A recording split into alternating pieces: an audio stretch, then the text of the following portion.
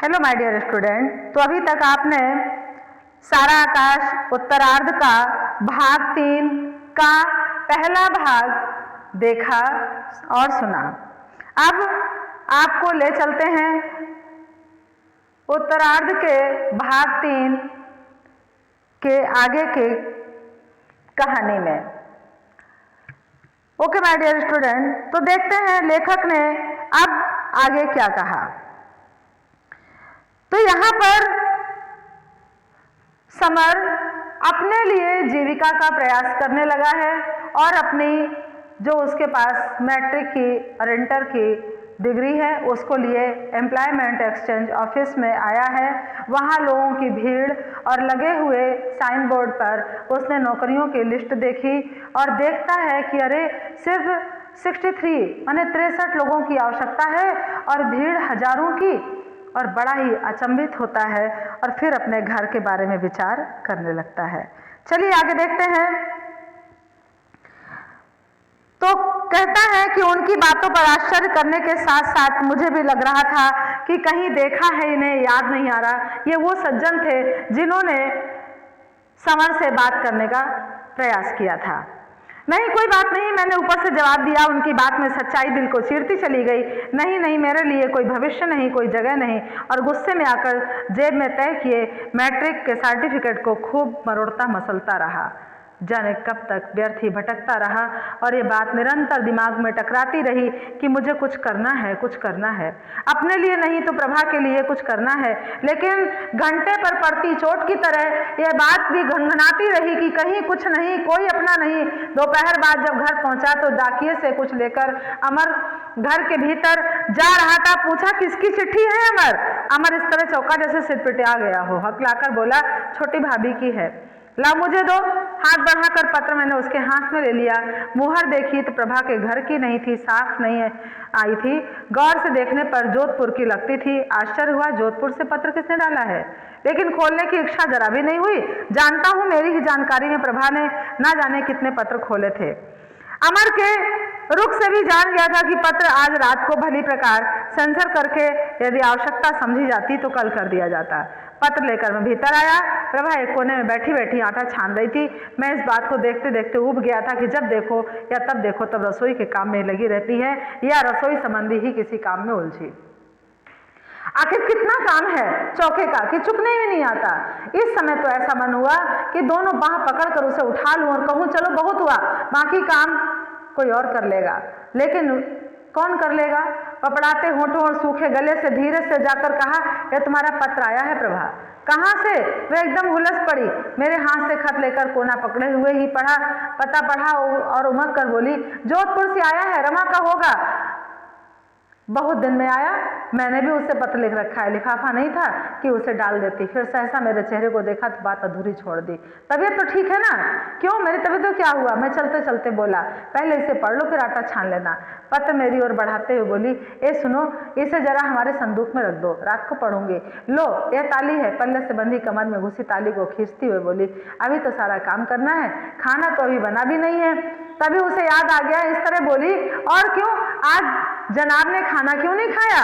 हम अभी तक भूखे बैठे हैं। मैंने बहुत अधिक नरम स्वर में कहा, भूख नहीं थी प्रभा, खा लिया था, बड़ा खा लिया था।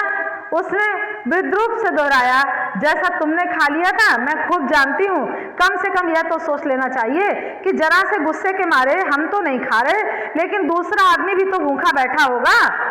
तो सचमुच तुमने अभी तक नहीं खाया? मैंने एकदम पूछा। लगा असफलता की सारी थकान और मन की सारी बुझन अपने आप पिघल गई। आंखों में नमी घुल आई। आपको क्या है? आपको तो जब घूमने से फुर्सत मिले तो पूछ लीजिए। वह नाराज होकर आटा छानने लगी। मन पुलकने लगा। हजारों प्रश्न मन में घुमड़ने लगे कि जब मैं तुमसे नहीं बोलता था तब भी इसी तरह भूखी रहती थी क्या? गला साफ करके इतना ही कहा, लाओ अब दे दो। सुबह अपने कहे हुए शब्दों पर खुद ही गुस्सा आने लगा। अब बासी खाओगे? वह जल्दी सी मचाती हुई बोली, अभी आधे घंटे में ताजा बना देती हूँ। और देखो मेरे संदूक में ज्यादा उलट पुलट मत करना। मैं ऊपर आ गया। कोठरी में उसका संदूक एक और रखा था, खोला और लापरवाही से पत्र डाल दिया। फिर उसकी बात का ध्यान हुआ और मन को रोकते रोकते इच्छा जोर मारने लगी कि देखूं तो सही संदूक में क्या क्या रखा है। देखा तो रेशमी और सूती 4-5 साड़ियाँ, ब्लाउज और कागज के तथा दूसरे डिब्बे डिब्बियों में न जाने क्या क्या रखा था। कपड़े सचमुच अच्छी किस्म के थे और घर का ऐसा काम करते हुए रोजमर्रा के पहनने के लायक नहीं थे। सबसे अधिक जिस चीज़ ने मेरा ख्याल खींचा वे थीं 2-3 पुस्तकें। माया की वही प्रति अभी भी रखी थी। पुस्तकें उसमें किसी संबंधी ने दी थीं। महान महिलाओं के जीवन चरित्र पर एक ही पुस्तक और एक गांधी जी की आत्मकथा, एक नवयुवतियों को जानने के लायक बातों पर कोई किताब और प्रेमचंद की रंगभूमि। सब पर भेंट के साथ साथ उसके अपने हाथों से एक कोने में लिखा था प्रभा। रंगभूमि के पन्नों में झांकते कागज का एक सिरा दिखाई दे रहा था। खींचकर बाहर निकाला तो देखा किसी का पत्र था। सबसे पहले नीचे भेजने वाले का नाम पढ़ा तो चौंक गया, वहां प्रभा का ही नाम था। प्रभा का पत्र वहां क्यों रखा है? कागज खोलकर अच्छी तरह देखा। अक्षरों की बनावट सुस्पष्ट थी, लेकिन पत्र बड़ी जल्दी में लिखा गया था। वर्ष भर में पहली बार मैं अपनी पत्नी के हाथ की लिखाई पढ़ रहा था, और वह भी उस पत्र की जो किसी दूसरे के नाम था। गर्व भी महसूस हुआ कि मेरी पत्नी की लिखाई सैकड़ों में अच्छी है, कहीं चोरी पकड़ी न जाए, इसलिए जल्दी जल्दी पत्र पढ़ने लगा। और वह पत्र जाने कब तक अक्षर अक्षर मेरे मन में गूंजता रहा। लगता जैसे मैंने पढ़कर उसे दोहरा नहीं रहा, बल्कि खुद वही रात के अंधेरों में लेटी लेटी मुझे अपने मन को खोल कर बता रही हो।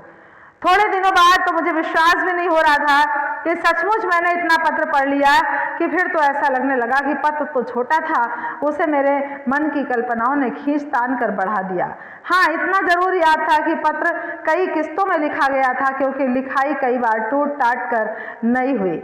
बहुत दिन बाद तक पत्र का जो विस्तार पूर्ण रूप मुझे याद रहा वह शायद यूं है। प्रिय रमा, जब तुम्हारा पत्र मिला तब मैं अम्मा के पास ही थी। शायद अम्मा के पास जब वापस पहुंचूंगी तभी इसका जवाब तुम्हें मिलेगा।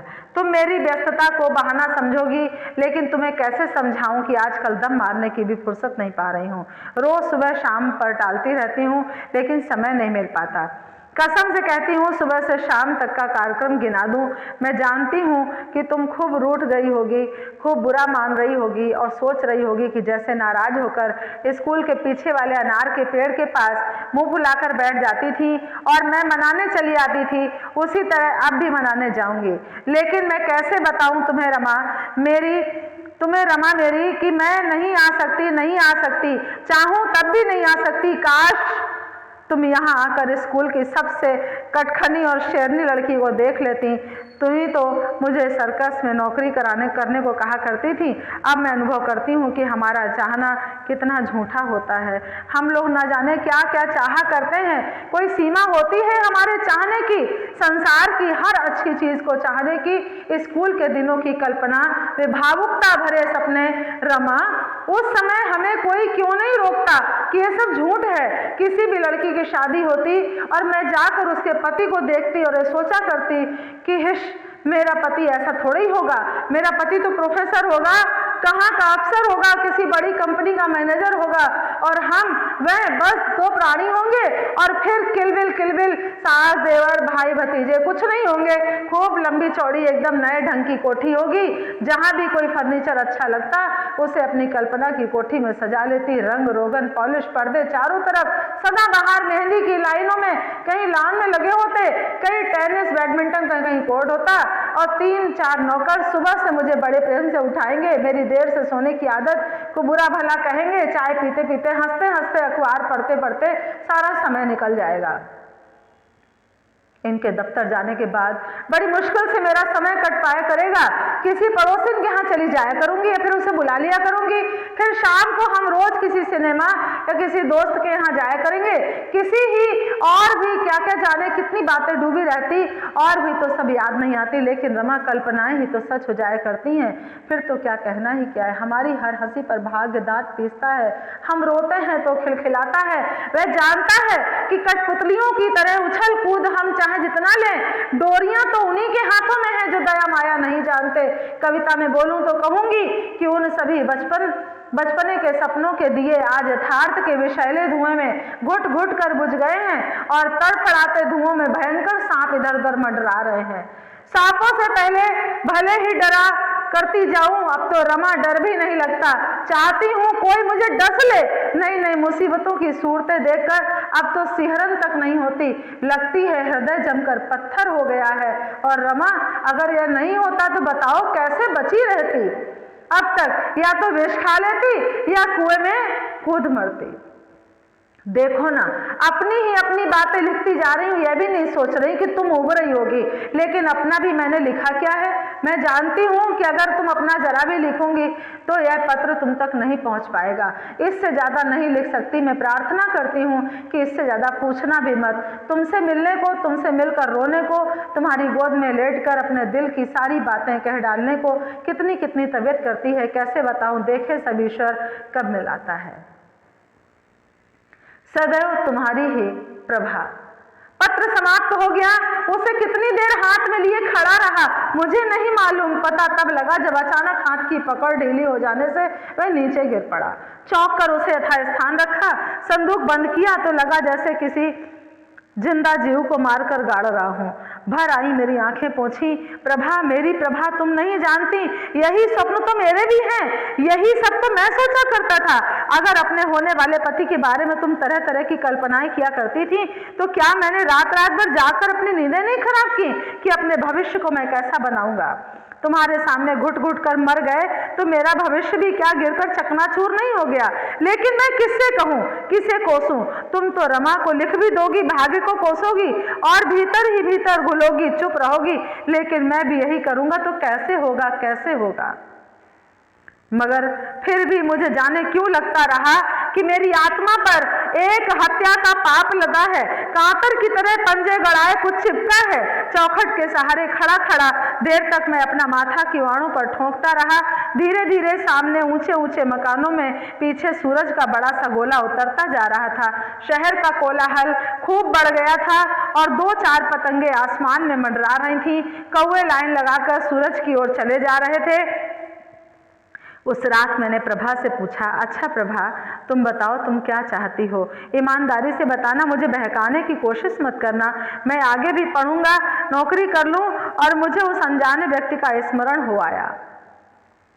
प्रभा ने गहरी सांस ली। मैं जो कुछ चाहती हूँ वही सब कैसे हो सकता है? अपनी स्थिति भी तो देखनी होती है। लेकिन मेरे मन से पूछो, मैं तो चाहती हूँ कि तुम खूब पढ़ो, कम से कम एमए तो कर लो। फिर मैंने उत्सुकता से अगले विचार जानने चाहे। शायद वह पत्र की भाषा दोहराए। फिर क्या, तब कहीं प्रोफेसर हो जाना, कोई अच्छी सी नौकरी कर लेना। लेकिन जब तक घर का क्या होगा? तुम्हें विश्वास है कि एमए पास करके इस तरह चक में जिंदा बचा रहूंगा? लेकिन अभी ही तुम्हें कौन सी ऐसी नौकरी मिल जानी है कि घर वालों के दलिद्र दूर कर दो? प्रभा बोली। उनका मुंह झलझला आया। और मुझे तो दोष देना मत, जो तुम्हारे जी में आए सो करो। दोष देने की बात नहीं है प्रभा। मैं क्या खुद नहीं जानता कि बिना डिग्री अच्छी नौकरी पाना कितना मुश्किल है?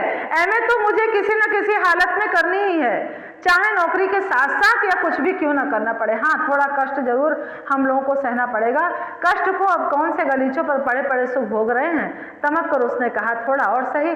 सच प्रभा, मैं सब्र कर लूंगा, तुम मुझे हिम्मत बंधाती रहो। मैं दुनिया के सब काम कर लूंगा। जिंदगी में बड़ा अकेला रहा हूँ, बड़ा निराशावादी रहा हूँ। कभी किसी से प्रोत्साहन और प्यार का एक शब्द नहीं किसी ने बोला। अगर तुम मेरी शक्ति और प्रेरणा बन सकती हो तो मैं अपने और तुम्हारे सारे सपने साकार कर लूंगा। भावुकता के आवेश से मेरी आंखों से आंसू भर आए। मैंने तो कभी भी नहीं सोचा था कि तुम्हारे पैरों की बेड़ी बनकर जाऊंगी। जब भी तुम पाओ कि तुम्हें पीछे घसीट रही हूं तो निर्गम रास्ते की बाधा की तरह मुझे छोड़कर अपने को अलग कर लेना।